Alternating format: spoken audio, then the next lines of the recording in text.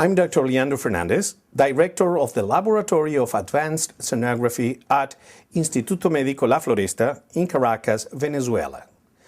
In the next minutes, I will discuss on the topic Doppler in carotid arteries. This is a very important matter because, as you all know, atherosclerosis is a major issue in Western countries. By using ultrasound, we can assess the carotid arteries looking for the presence of this disease in these very important vessels. So let's start Doppler in carotid arteries.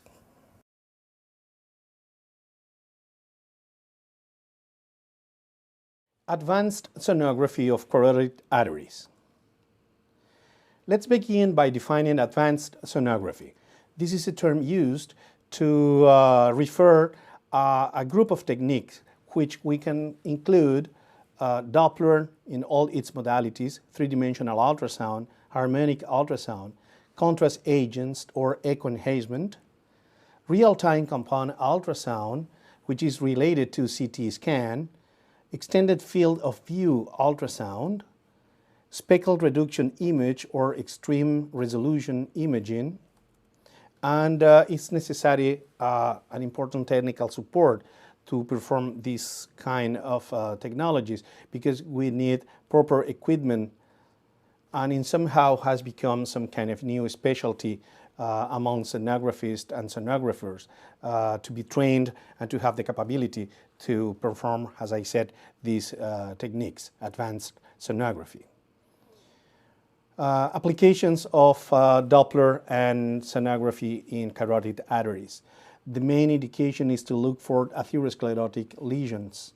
The clinical manifestation of this disease are mainly the transitory ischemic attack or the established stroke. And sometimes these clinical symptoms can be the amaurosis fugax. Non-atherosclerotic lesions are less common, but there is a big list of these conditions as kinking, arteritis, aneurysms, AV fistulae, extrinsic compressions, thrombosis, and others. Another very important indication is the measurement of the intima media. It's very important to determine the intima media thickening, which is very important in different medical specialties as cardiology, internal medicine, neurology, endocrinology, and many others, because it not only represents the presence or not of atherosclerotic disease, but also inflammatory diseases. So the measurement of these specific segments of the arterial walls are very, very important. Study protocol for performing carotid ultrasound. First of all, we must start with the anatomical position. Normally, our patient is in supine position with a mild extension of the neck. Sometimes it's good to rotate it, and a slight rotation to the left or to the right part of the neck. The transducers to be used are transducers convex or linear, it doesn't matter, but the important factor here is the frequency of the transducers. We need to use frequencies higher of 0.5 megahertz. As higher your frequency, better you can obtain better images because of the resolution of the system. The approach could be anterior or posterior to the sternocleidomastoidal muscle.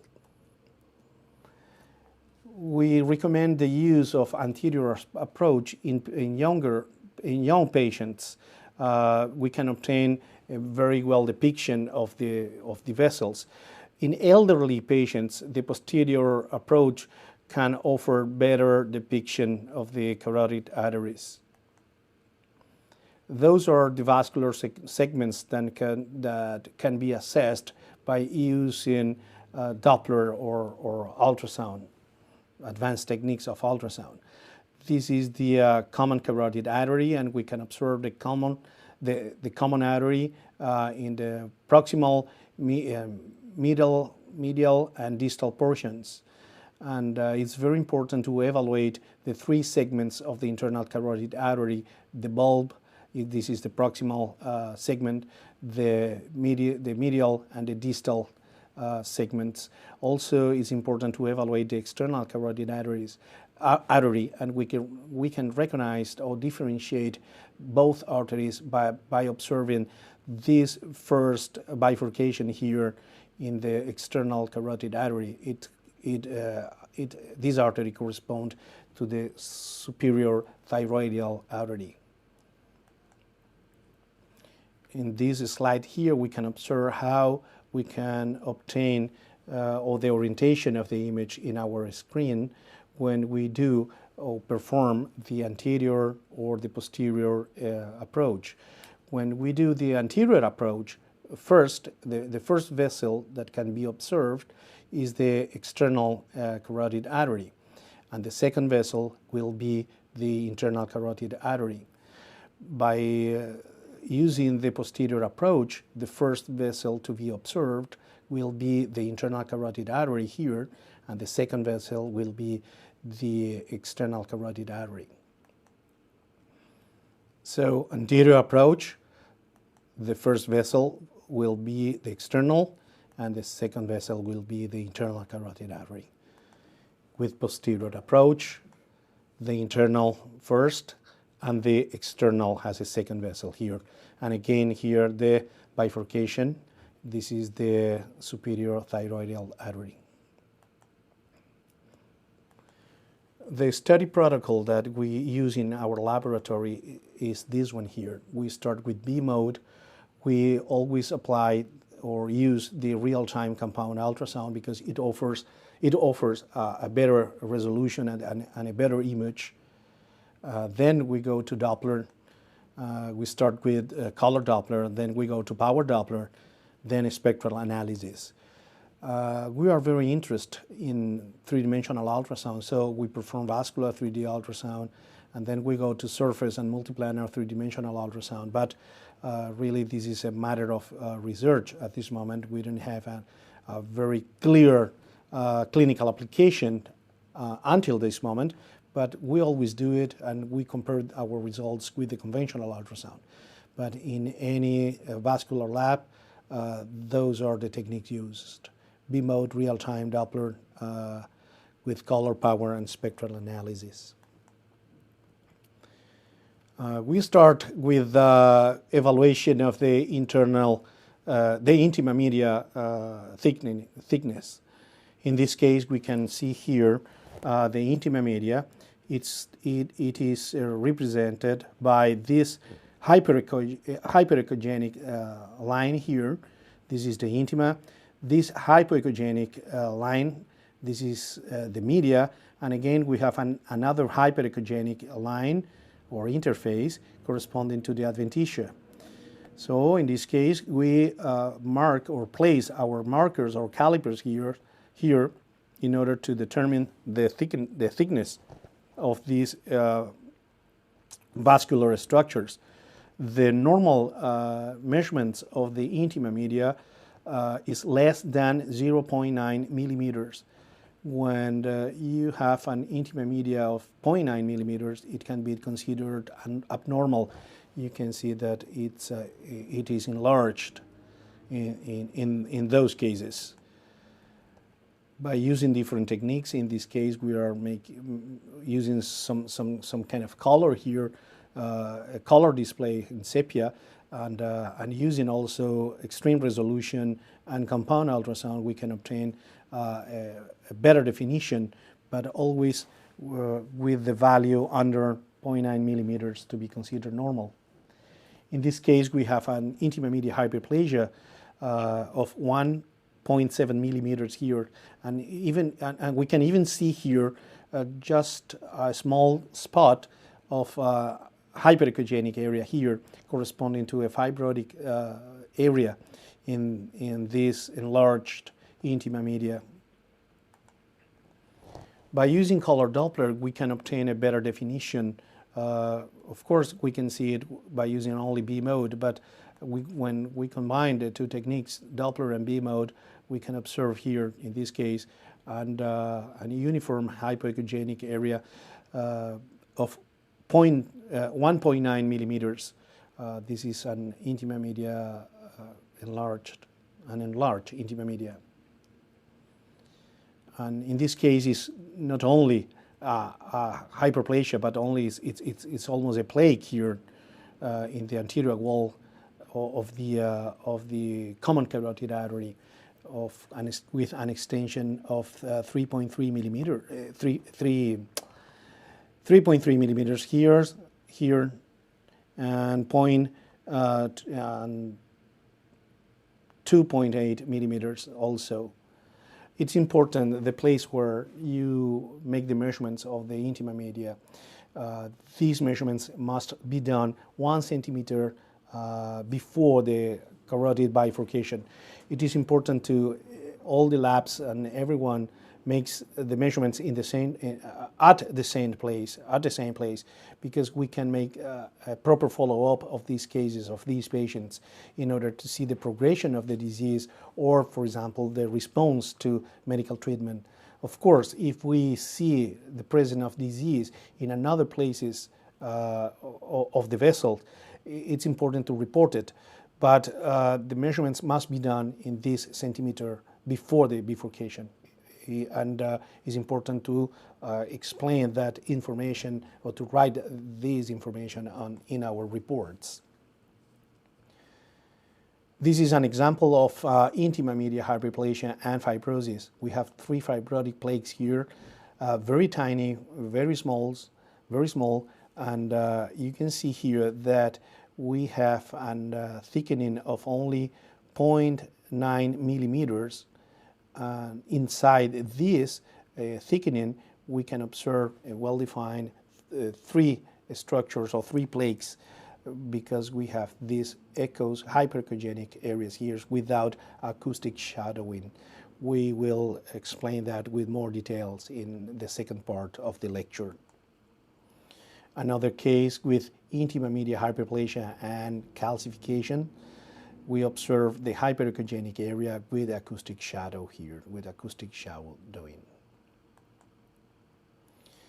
By combining the color Doppler, again, we can obtain a better definition. This is color Doppler, and this is the normal intima media. And this is the representation of the internal carotid artery in the proximal segment, the bulb. In the bulb, we can observe, by using color Doppler, this bidirectional color flow. It is represented because we have a helical flow movement in this vascular segment. So the flow goes up and goes down, goes up and goes down through the bulb, and this is the reason because the color Doppler represents these 2 codifications, up and down, up and down. Here we can observe the color bar, and this is the reason because we can obtain this kind of image, and this is a normal image that we have to look for. When we lost this image, something wrong is happening in the bulb. We must, in that case, look for a plaque or any condition that is altering the normal hemodynamic of the bulb. Then we go to power Doppler, and the power Doppler in this case is representing only the presence of flow, not representing the direction of flow. And with this technique, with power Doppler, we can obtain a better depiction of the flow inside the vessel. Now we have the distal portion of the common carotid artery, we have here the external carotid artery, and here we have the bulb, the proximal portion of the internal carotid artery, and in fact we are observing here a plaque. This is a soft plaque that we can also name fibrolipidic plaque. Those characteristics will be presented in the second part of the lecture. Spectral analysis provides a very characteristic wave behavior, and it's very useful because by looking for alterations in these waves, we can make a proper diagnostic. This is the normal spectral wave of the common carotid artery. The spectral analysis shows high resistance, and we say that is high, the resistance index is high, when the value is equal or higher to 0.75. The wave can be dichrotic, and the wave always will have the spectral window empty. The wave can be mono, bi, or three-phasic. In this case, we are observing a wave, a monophasic wave, but with a dichrotic behavior. But this is normal. And the peak systolic velocity is always less than 125 centimeters per second. The external carotid artery presents a very similar spectral analysis to the common carotid arteries. If you compare both spectral analysis or spectral wave, both are very similar. Both present dichrotic portions, both are monophasic, but can be, I insist, bi or three-phasic, and the velocity is always less than 125 centimeters per second. So both waves are definitely similar. The internal carotid artery has his own characteristics also. The spectral wave is of low resistance. It means that the resistance index is less than 0.75. The wave will be always monophasic. The measurements are done in the mid portion and the distal portion, because if you place the sample volume here in the bulb, you will get a bidirectional spectral wave, because, as I explained before, the flow in this portion is helical. So we have a monophasic spectral wave with empty window. It's quite important to see the spectral window empty in the internal carotid artery.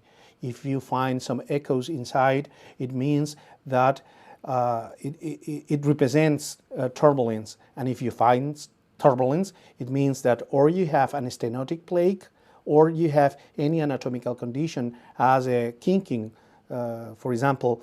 But this characteristic of turbulence reflects abnormal condition. So for a normal internal carotid artery, you must find an empty window. And the peak systolic velocity is always less than 100 centimeters per second in these vessels. With these characteristics of the spectral wave, these normal characteristics, we can, if we find some alteration, we can make a proper hemodynamic diagnostic of stenosis. We will see these abnormal characteristics in the second part of our lecture. There is a good correlation between the pathologic anatomy and the ultrasound findings of the plaques in carotid arteries. The plaques can be soft, fibrotic, calcified, and mixed or complex plaques when we have any combinations of these soft, fibrotic, or calcified characteristics. And we also have complicated plaques when we find hemorrhage or ulcerations or even necrosis inside the plaque. Those are the sonographic characteristics of the plaques. A soft plaque looks with low to intermediate amplitude echoes. The fibrotic plaque shows high amplitude echoes without acoustic shadow. And the calcified plaque present high amplitude echoes with posterior shadow. This is very important because we can make the differentiation between these two kind of plaques. And this is important because the embologenic potential of the fibrotic plaques is different of the calcified plaques. The mixed plaques present a combination of signs. So we can have a plaque with calcified portions, or a fibrotic plaque with soft portions, and any kind of combination among these three conditions. The complicated plaques present hemorrhage, ulceration, and necrosis. And the sonographic characteristics are heterogeneous, anechoic focal lesions, and irregular surface. The stenosis caused by these plaques can be observed mainly in the bifurcation, in the origin of the internal carotid artery, or in the initial segment of external carotid artery. But in fact, the condition can be observed in any place of the carotid arteries, not only in the internal or external, but also in the common carotid artery. So it's necessary to perform a very well detailed test in order to try to find these sonographic signs. This is an example of a soft plaque. We here observe hypoechogenic structure. It means that the constitution, the components of the plaques are soft, high potential of embolism here. Pay attention with that. And we are observing that the plaque grows not only to the external portion, to the adventitia, and the growing will stop depending on the compliance of the adventitia of the carotid artery, and then the plaque will start to grow to inside the lumen. So it's very important to determine the size of the plaque, the surface of the plaque, and by using color Doppler we can observe how the flow is accelerated in this portion, and it is represented with this aliasing phenomenon. Sometimes the soft plaque is so hypoechogenic that we cannot observe the plaque by using just B mode. Activating the color Doppler, now this plaque appears very clearly here, but without the color Doppler it is almost impossible to detect the plaque. So it's very important to use all the technology that we can have in our system, in our equipment, with not only color Doppler but also power Doppler, in order to obtain a better depiction of the surface of the plaque. Again, in only B mode, no plaque is seen here, and then we color Doppler, and then we power Doppler. Power Doppler offers a very clear detail of the surface of the plaque in this case. This is a soft plaque.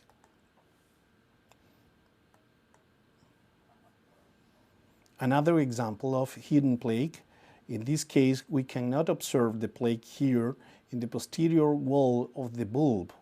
Not only the bulb, the proximal segment, but only the medial segment is affected by the plaque here in this internal carotid artery. We can detect just a signal here, a very small signal here, small echoes corresponding to a fibrotic point in this side of the plaque. By using the color Doppler, we can observe that we have a soft plaque in this portion of the internal carotid artery, and also here in the anterior wall of the external carotid artery. Another example, this is a soft plaque. The soft plaque is also called fibrolipidic plaque. Both expressions can be used. Here with B mode, then the use of color Doppler, here with power Doppler. If we place our ultrasonic beam in this portion, in this very specific portion, and go from longitudinal to transversal, this is the kind of image that we can obtain. And here we are observing how the plaque takes almost all the lumen of the vessel with only this residual lumen. Only here we have patency of the flow. In this segment here, this is the transversal view. And this is very important because we have to determine the grade of obstruction, the grade of stenosis, and I will discuss how can we perform this estimation. Those are fibrotic plaques, hyperechogenic echoes without acoustic shadowing. This is the internal carotid artery, this is the bulb, this is the external carotid arteries, this is a posterior approach. And now, by using color Doppler, we can observe the surface. But in this case, the color Doppler is hidden the lesions. So we have to use, I said it again, all the techniques: B mode, color Doppler, power Doppler, in order to make a proper assessment of the vessel. An example of calcified plaque. Here we have a hyperechogenic plaque and acoustic shadow. And here the B mode shows the flow on the bulb and the median portion or segment of the internal carotid artery. Those are mixed atheromatous plaques, better observed by using color Doppler. We have here soft component and we have here fibrotic component. And here we have an example of a complex plaque. This is our complicated plaque. This is an ulcerated plaque. In this portion here we have an ulcer, we have soft plaque, and here we have a calcified plaque. This is a complex plaque in the anterior wall of this is the common artery. Almost, this is the terminal or the distal portion of the common carotid artery. But this is very dangerous because it is ulcerated, and ulcerated plaques have the highest embologenic potential. Here we are observing the same plaque, but now using the color Doppler. So this is, the ulcer is very evident or very apparent by using both techniques. Another complex plaque, this is the distal portion of the common carotid artery. This is the bulb, the proximal portion of the internal carotid artery. Here we can observe an irregular surface here. This is a complicated plaque with anechoic images inside the plaque. They correspond to necrosis or maybe hemorrhage inside the plaque. Internal hemorrhage inside the plaque, And this is the residual lumen here, only this portion here. So, the embologenic potential of the plaques: soft, high potential; fibrotic, medium potential; calcified, low potential; and complicated plaques, they have very high potential to produce emboli. Internal carotid artery stenosis quantification. It is very important to quantify the grade of stenosis because with this data, or with these values, we will take clinical decisions if our patients will go to medical treatment or surgical treatment, in endovascular or surgical treatment of the type of endarterectomy. There are two techniques to determine the internal carotid artery stenosis. Both were published many years ago, at the beginnings of the 90s, 92, 93, the European Carotid Study Trial and the North American Study Carotid Endarterectomy Trial. The North American method takes the residual lumen and takes the normal distal lumen of the vessel and make a relationship by applying this formula here, B minus A divided by B. And the European study takes or make all the measurements in the place of the plaque and in the place where the residual lumen is. Take so this diameter here, diameter C, diameter A, so C minus A divided by C. The problem here is sometimes when you use the NACET method, you can underestimate the grade of stenosis. And sometimes when you use the European method, you can overestimate the grade of stenosis. Let's see some examples here. This is a soft plaque, an important soft plaque, located in the posterior wall of the bulb. This is the North American method. Here is the residual lumen. This is the distal lumen of the vessel, the normal distal lumen of the vessel. And here the computer offers the formula. It's not necessary that we calculate them. The computer offers the results when you place the calipers. And it says here 37%. But maybe if you make the measurements here, you can say that it's more than 50%. This is a non-significant stenosis, and more than 50%, it's a significant stenosis. And here we have an example with the European method. Here, making all the measurements at the level of the stenosis and the level of the plaque. So we have the residual lumen here, we have the diameter of the vessel here, and the computer says 65% of stenosis. And we have another method to do. We can make measurements in transversal view. In this case, we have the adventitia here, then we have the plaque, and here we have the residual lumen better observed by using the color Doppler, power Doppler. And it says here that we have a reduction of 56%, again, more than 50%. So it says that this is a significant reduction of the vessel. Which method are we going to use?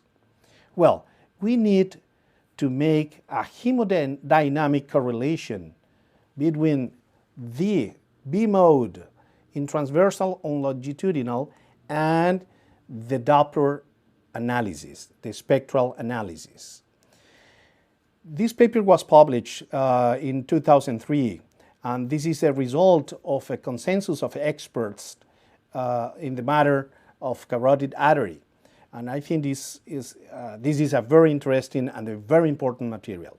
Many laboratories are using this method all around the world.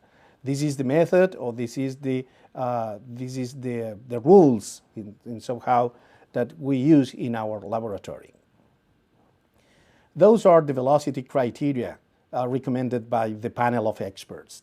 We can say that we have a normal carotid artery when there is no intima media thickening or plaques, and the velocity is less than 125 centimeters per second. This is normal. If we see any plaques or any intima media thickening, but the velocity is less than 125 centimeters per second, so we have a stenosis, a non-significant stenosis, and less than 50%. This is a mild stenosis. When we have the intima media alterations, and when we have the plaques, and the velocity reaches 125 to 230 centimeters per second, so this is a moderate stenosis, significant but moderate, in the range of 50 to 69%. When the peak velocity, the systolic peak velocity is 230 or more, in this case we have a severe stenosis, internal carotid artery stenosis, more or equal to 70%. We have another condition, more condition here. If the visible plaque and we are observing lumen narrowing, we can use the expression to near occlusion. But if the lumen is really markedly narrowed, in this case we use the expression near occlusion. And we have a total occlusion, 100% of occlusion, when there is no detectable patent lumen at grid-scale ultrasound and no flow at spectral power and color Doppler ultrasound.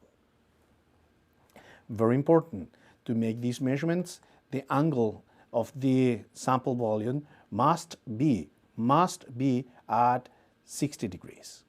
This is an example of the behavior of the spectral wave. In this case, we have here a very important stenosis. This is the same patient of the complicated plague that I showed you before with the internal area of necrosis. And here we have aliasing in color Doppler. We placed right here the sample volume, and we have a systolic peak velocity of 350 centimeters per second. So it corresponds to a severe stenosis more than 70%.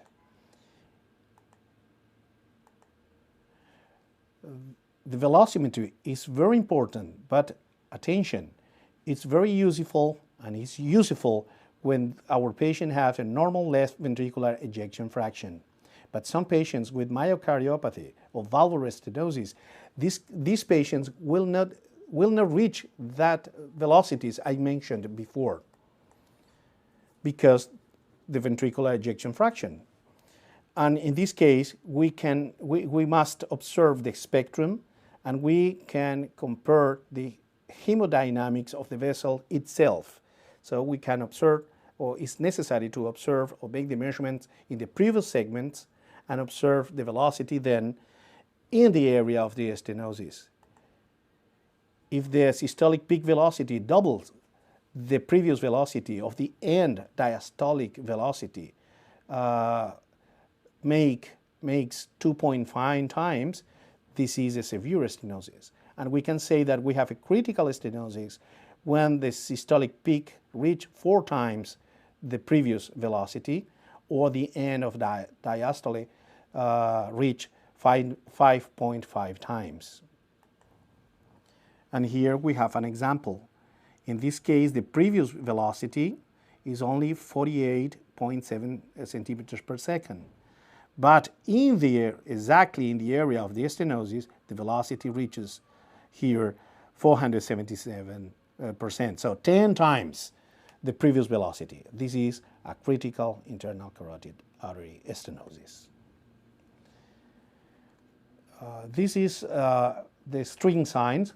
This is the expression that some authors use to a very, very reduced lumen of the vessel. We only can detect just a small amount of Doppler signal.